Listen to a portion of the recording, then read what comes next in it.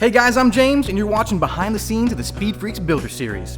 Don't forget to catch up on previous episodes. If you missed something or just need to see it again, check out the playlist at the end of this video. And if you haven't heard by now, we're giving away this CX500 tracker at the 2019 Barber Vintage Festival, and you could win it for as little as $5. You don't even need to be at Barber or even in the US to win. There's not even a limit on the number of $5 entries you can make, and the best part is, all proceeds go to the Prostate Cancer Foundation, who've been helping the 1 in 9 men diagnosed survive and thrive for over a quarter century. You'll want the details in the description below. This week, we're going to see how Anthony's vision led him to shape this shorty tracker seat from an already good-looking seat in the Dime City catalog. Let's take a look.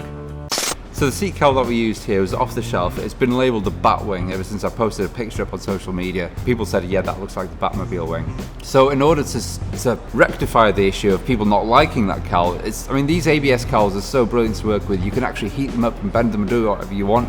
With this, we didn't heat it up or bend it. All we did was simply masked a taping line all the way around the back and then cut it to shape, and then that instantly transforms the shape of a cowl. So it goes to show that you're not stuck with what you're buying off the shelf. With a little bit of imagination, you can actually tailor things to your own style, and what you can do is create a cowl that no one else has, but using a base that's off the shelf.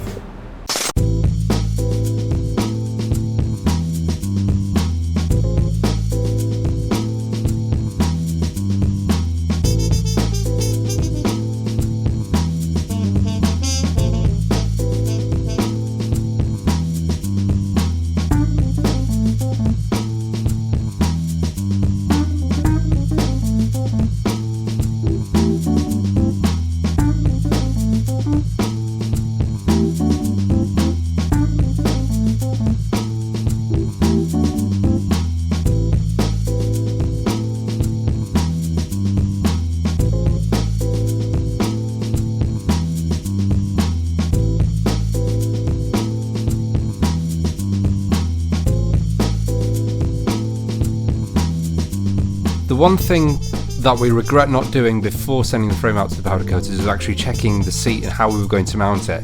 And one thing that we did realise was that we needed this bracket in the middle here to actually mount the seat higher than the frame was. So we're going to have to, unfortunately, sand back a bit of the frame, bit of the powder coating, and weld this new bracket on and make sure that it gives that seat a bit of support underneath.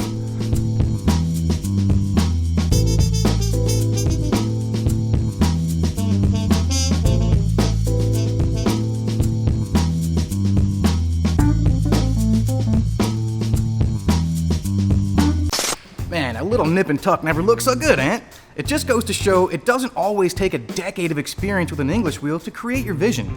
All you need is a little imagination and persistence.